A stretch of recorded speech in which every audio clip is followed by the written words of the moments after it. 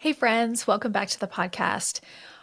I received some information from some parents from the Idaho Falls School District prior to the school board election, and I wanted to follow up on this, one of the ideas that I'd shared in an earlier podcast, because I think when I hear things around the state of Idaho, I want to share it with my listeners. So, these parents worked really hard. There was a parent group that worked really hard to get three particular candidates on their school board.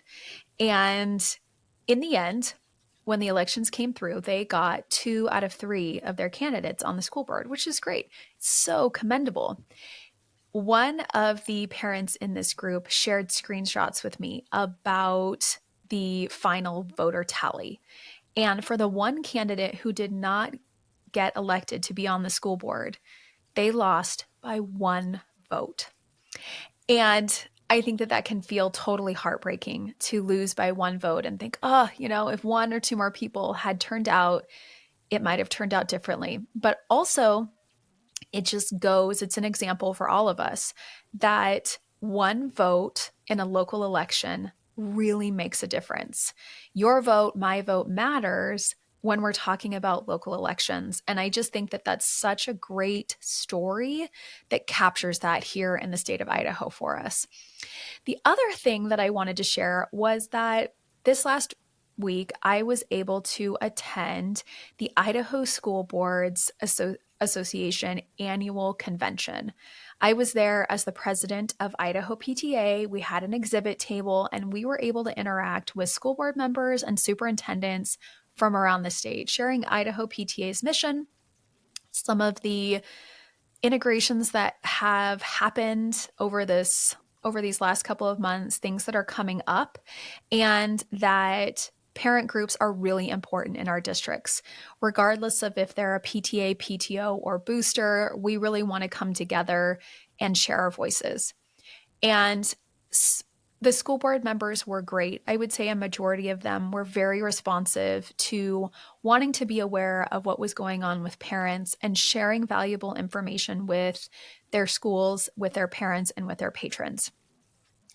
And two major takeaways I had from the event were one, Idaho has some great school board members who care deeply about their school districts, their school communities, and all of the different components that fall within that.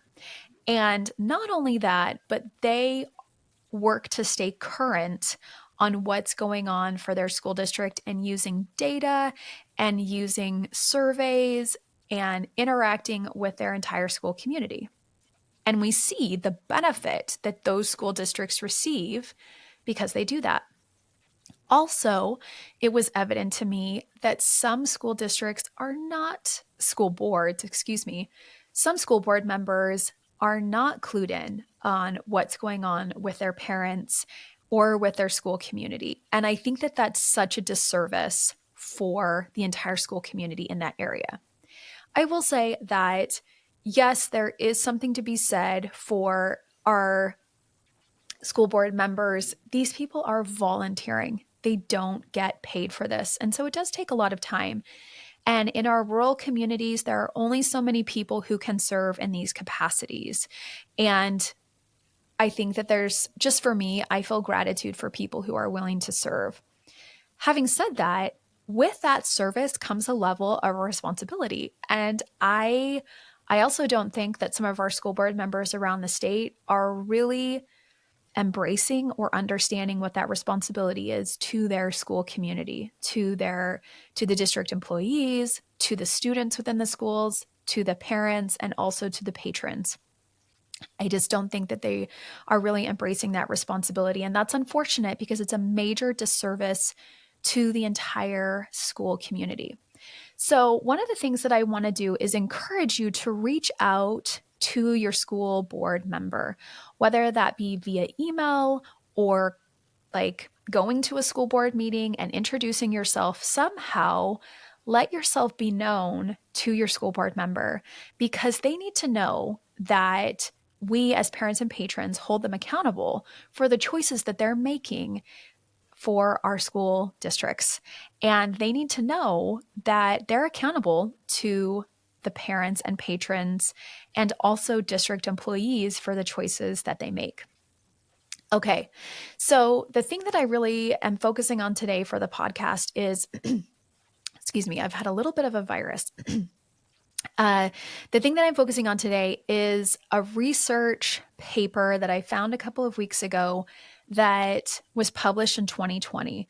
And the title basically starts "The Word on the Street or the Number from the State." I do love a catchy title. And so this title caught my eye, and I thought I want to take a look at this. And this study wanted to know what parents and patrons prefer when learning about schools and what they choose based on how they're learning. So they wanted to know, do parents and patrons prefer data from the government entity, such as that public school, or do they prefer narration, such as comments from parents and nonprofit groups? There was a sampling taken, and there were two different samples used. This is important because a sample really needs to be representative, a good representation of the group that they're trying to understand. So the first sample was taken from an online survey service referred to as YouGov, YOUGOV. And this sample was an accurate representation of the US population. Once the researchers received information from YouGov and they got some really good data from that, they had a couple of questions. But because of the limitations of the first study, they weren't able to go back and ask follow-up questions. So they had to create a second sampling, and they used the Amazon Mechanical Turk, which is a marketplace for a completion of virtual tasks that require human intelligence.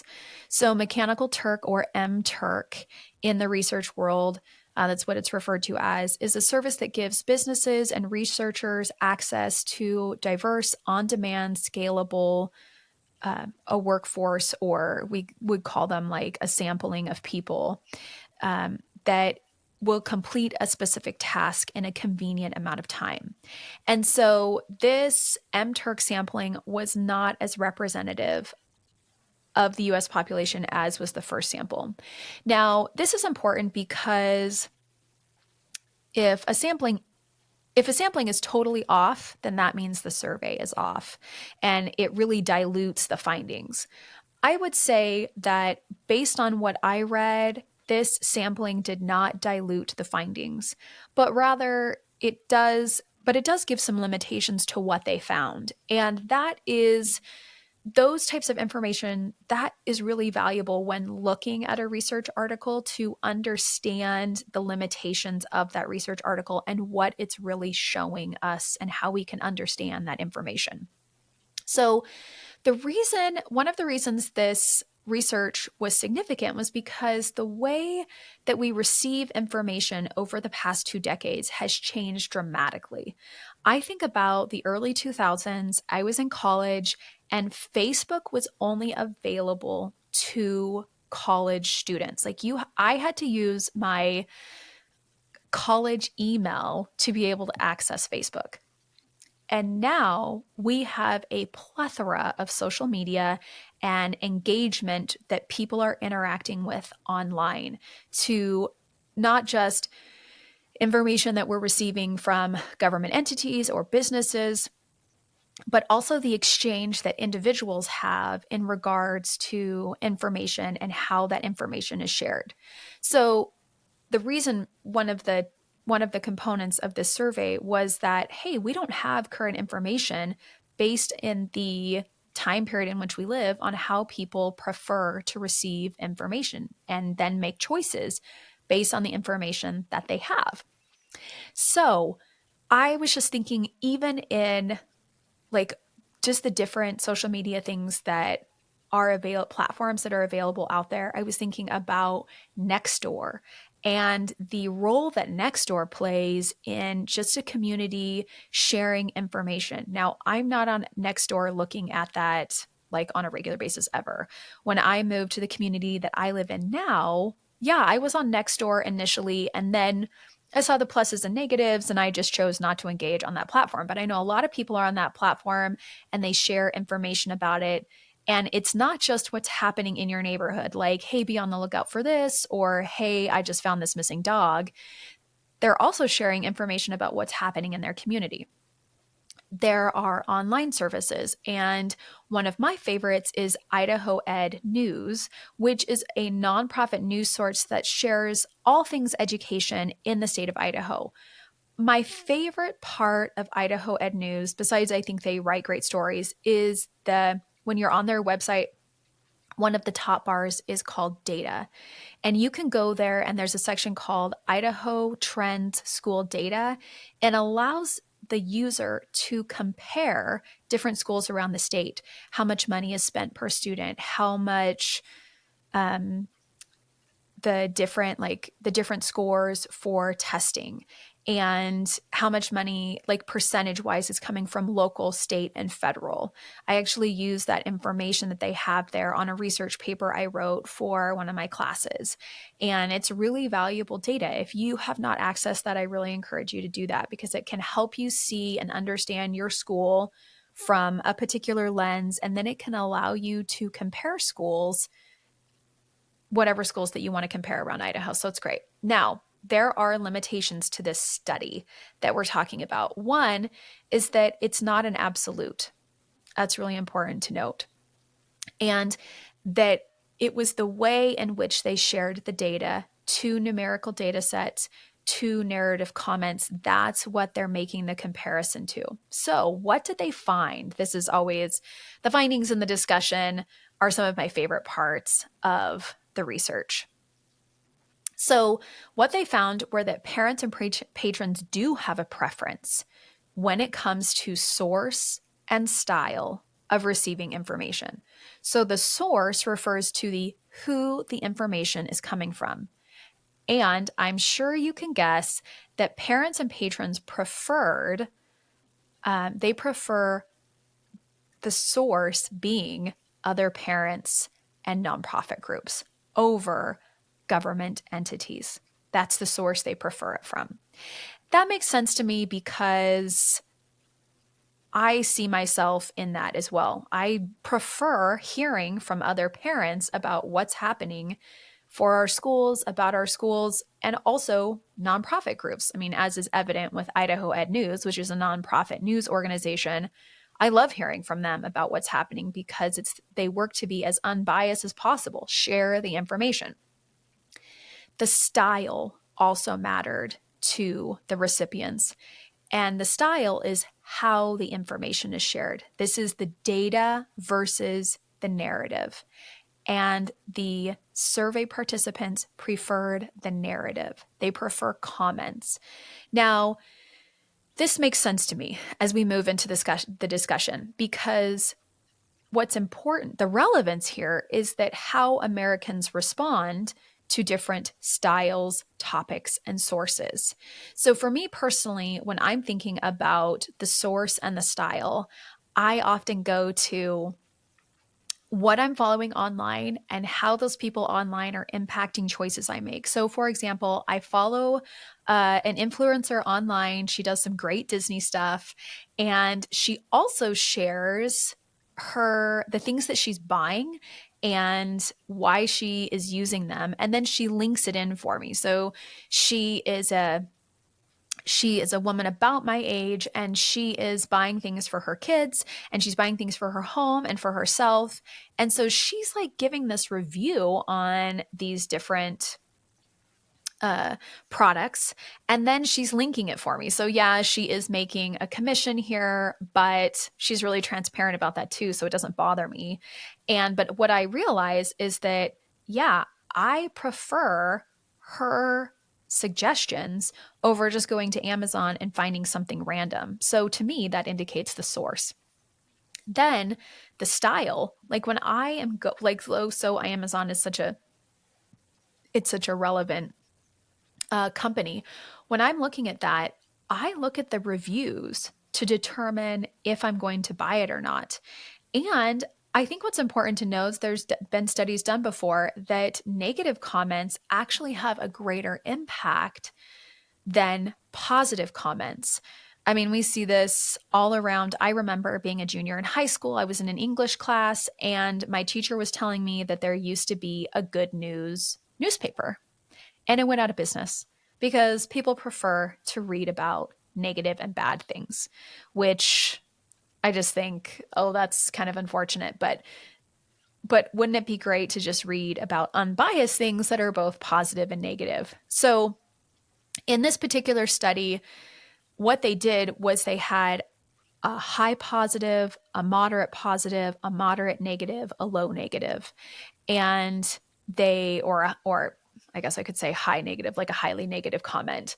And they use that to determine a couple of other different components about how people are responding to comments and numbers.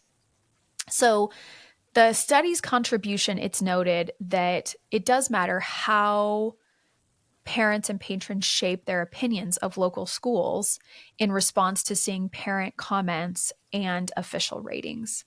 So the study shows a perceived value grounded in both the information source, parents over government, and the style, narration over numbers.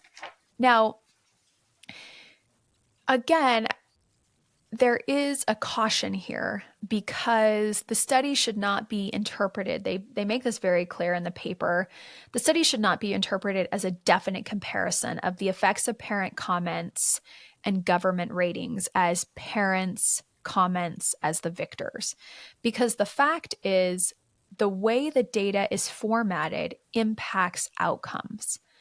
The study did not examine how people process conflicting comments. They didn't put conflicting comments up there.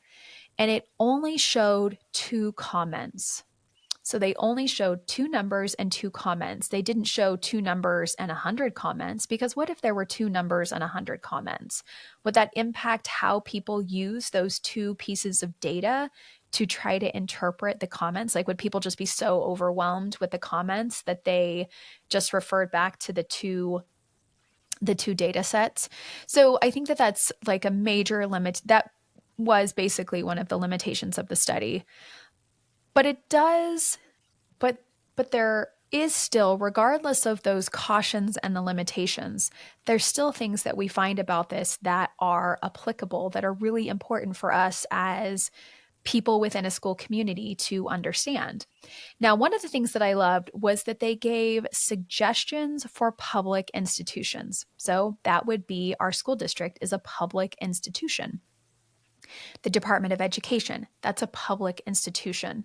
And so there were three suggestions that I'm going to point out here, because I think as listeners, we can do something within our school communities to share this information, because I think at the end of the day, for me, I want my public school to be successful. Just like when someone becomes a leader of an entity and maybe I don't really care for that leader very much, and maybe I love the leader. Either way, I want them to be successful in their role so much as their success is going to impact my kids, me, my family, my community. So that's just kind of like one way I look at it. So the first suggestion is government entities should consider providing narrative comments from expert observers, such as parents and teachers. I made a social media post last week about how teachers, sorry, that word just like slipped out of my mind for a second, how teachers are street level bureaucrats. They are frontline workers. They are the people every day who are interacting with the public, our kids, the parents. And these are people who parents have grown on some level to really trust with educating their kids. And so getting narrative comments from teachers and from parents who are showing up at these schools could potentially help public schools as they work to share information about what's going on in their school, to help the public, to help grow that relationship within the school community. A second suggestion was that there is potential value in more collecting and reporting constituent survey results. And we're talking about high quality user surveys. This is something that I think I know over the years, I've heard some parents say, why isn't my school collecting more information from parents, from teachers, and sharing that information with us so we know, so we can all understand the pulse of what's going on within our communities? And I do think that there is a need for people to understand how others feel about what's happening in our school community. So it's interesting. My local school district collected a survey, and they did it after a group of parents urged them to send out a survey. Like, please send out surveys. So they started doing this a little bit more. And one of the things that they were trying to figure out was in reference to collecting more taxes and trying to address the building issues. What are some of the main concerns of parents? And they gave them lots of options. It wasn't just building issues, it was other things like curriculum, school experience, extracurricular activities. And they really had an opportunity to rank some of their choices. And in this survey, it noted that 75% of survey respondents care deeply. They're very concerned about building issues, capacity, and what we have within our district. So that's significant. And based on that information, the school board moved forward with a certain action. Now, they didn't do a lot of other things that would have helped them pass a levy that they put forth to the voters that got voted down in May. But they did do one of the things, which was collect a survey. And then they shared out that data with their school community. So that's important. Another suggestion is, this is the final suggestion, is that the government might not be the ideal messengers for performance ratings of some organizations. So the government, this is when we say the government, oftentimes when people say the government, they make these blanket statements. Really what we're talking about are the different departments within our, like just our public institutions. So like we have the Department of Labor, we have the IRS, we have the Department of Education. There's a lot of departments. And so particularly here, we're talking about the Department of Education and then our school districts. So these government entities might not be the best messengers. So who are the best messengers? Well, the survey noted that there is greater trust in nonprofits. So when we look at nonprofits, we're talking about organizations such as, like in Idaho, we're talking about Idaho Ed News. This is a nonprofit news organization that shares out unbiased stories about what's happening around the state. Parents and patrons trust that news source to give them the information, partly because that news source has worked really hard to build that, but also they're a nonprofit and they're not the government, even though they are sharing information that they're getting directly from the government data. The other thing I think about are parent groups. Nonprofits, PTAs, PTOs. These are nonprofit groups that have information and we are sharing it out. They are sharing it out with their community. And so I think this just really points to the importance of government entities working with nonprofits to be able to help foster that trust within a community. The other thing that's really kind of another subset of this idea is that government entities, so if I keep saying that, but I'm really talking about school districts can help current recipients of whatever public service they're receiving better assess the quality of what they're receiving and the value that they're getting. And that can be an indirect path to sharing information. Meaning, I was thinking about this, that I was thinking about like a practical application, like what does this look like? And I thought, okay, let's think like parent teacher conferences and school boards, district leaders, teachers. We want our parents to attend parent-teacher conferences. But when those conferences are over, there often is not like a customer service experience where we say like, how was that experience for you? What could have been better? What was great about it? And would you be willing to share some of this information with your friends? Like that encouragement of using parents to encourage other parents to attend parent teacher conferences. Where we find parent teacher conferences to really fall flat are on the middle school and high school level. I'll say that middle schools and high schools are not like as loving and welcoming as elementary schools, though I think some schools are really working to make a change in that. But I had an experience at a middle school parent teacher conference recently. I didn't go to the high school parent teacher conferences. I don't know that I've ever actually been to one. It was actually I'm like sitting here remembering how one time I got um, when my oldest was in high school, he wanted to attend his own parent teacher conferences. And I was like, okay, you go ahead and do that. You take that away and then he came and reported to me, which I thought was really cool. But for my youngest, who's in middle school, they just had parent teacher conferences and they had kind of like more strict rules about what they wanted that experience to be, because I think they were anticipating a high attendance. Well, they didn't get a high attendance, not while I was there.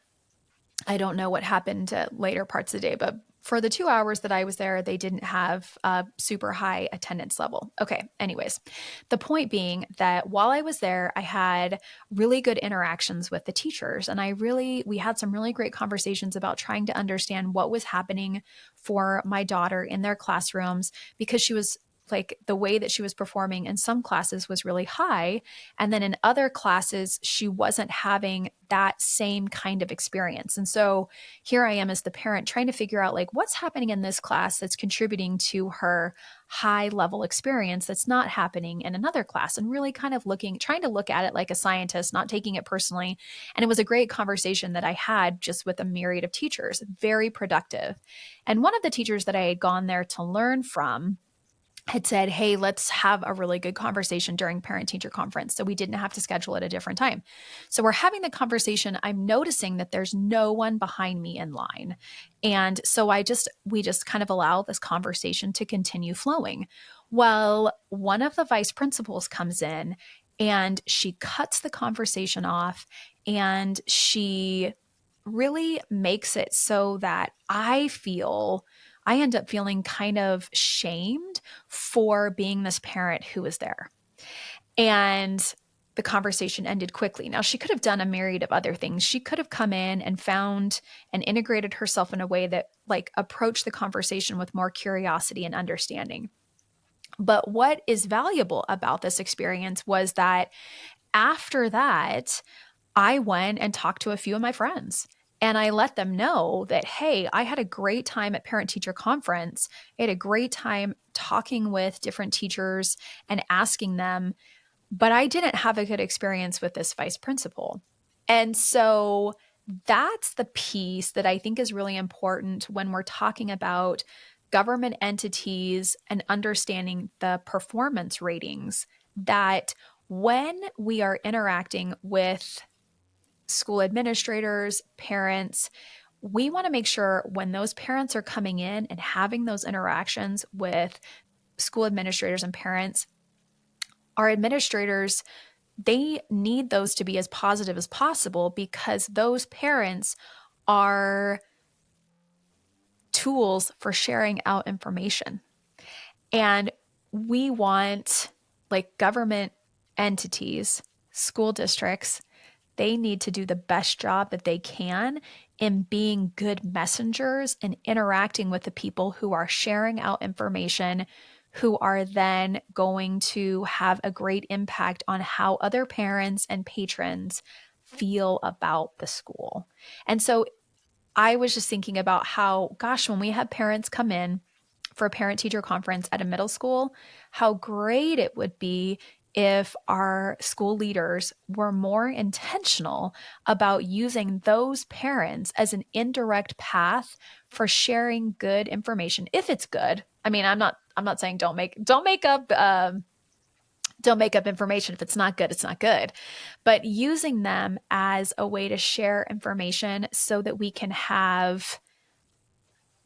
help other users, other parents understand what's going on there. So that's a lengthy example for that.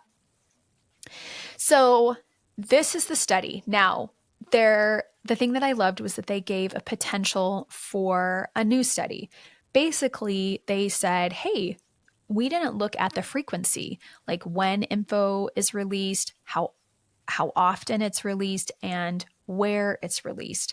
I think about my kids' school, and my school district sometimes thinks they're so good at sharing that information, but the fact is they send out an email and it's such a lengthy email that it's just so much information to weed through. And a lot of it's just not even applicable to me and my kids in their environment. So I just thought that was great that there's potential for figuring that out. The fact is, our public administrators, our district, our school board members, our principals, these are things that they need to figure out because as parents and patrons, as this studies show, when it comes to how certain types of information are shared, we prefer parent comments and information from nonprofits over government data and numbers. That's really valuable. So I just would encourage all of you to use this information in your life somehow, whether that's sharing it with a friend, going out and connecting with us on social media. And as always, I just would love to I request that if you're liking the podcast, if you could go leave a review, that would be great. Thanks for joining the podcast today. And remember the power of community. See you out there.